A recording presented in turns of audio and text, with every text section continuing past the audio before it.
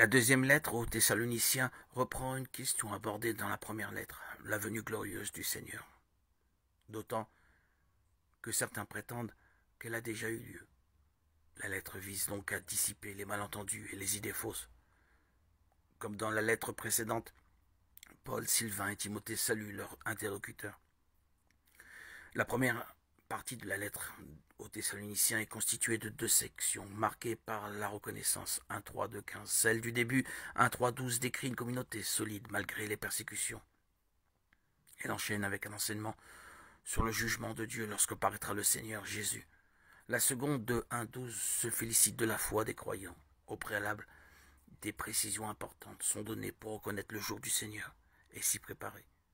La deuxième partie est une parole d'encouragement, 3.1.15. Une demande de prière enchaîne avec un enseignement sur la nécessité de bien faire son travail dans le temps présent. La dernière salutation est suivie de la signature de Paul, 3.16.18.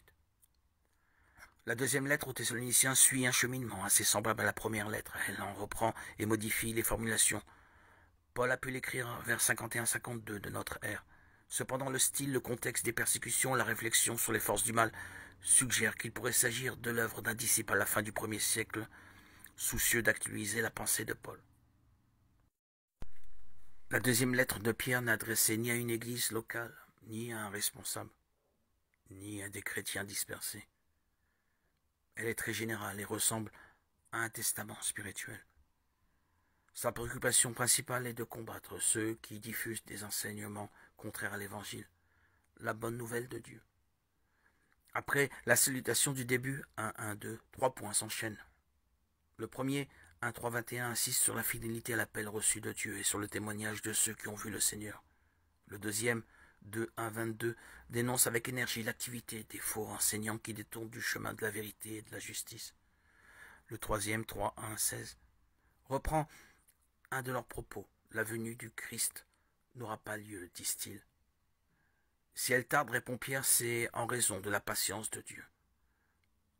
La salutation finale encourage et réconforte les destinataires et tout lecteur de cette lettre, 3, 17, 18. Le monde n'a jamais manqué de gens qui déforment l'Évangile. La deuxième lettre de Pierre reste donc d'actualité. Elle encourage les croyants à progresser dans la connaissance du Seigneur afin de ne pas se laisser égarer par des discours confus ou dangereux.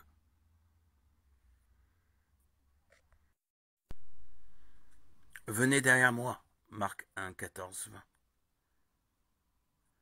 Voyant Pierre et André, Jésus leur dit, venez derrière moi, et ils le suivent. Nos apôtres ne savent encore rien de Jésus et lui obéissent pourtant, en se mettant à sa suite.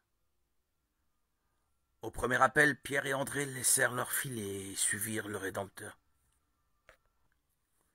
Or, ils ne lui avaient encore vu faire aucun miracle. Il ne leur avait encore rien dit de la vie éternelle. Et cependant, par un seul ordre du Seigneur, ils oublièrent tout ce qu'ils paraissaient posséder. Ces apôtres ont vu Jésus, c'est vrai.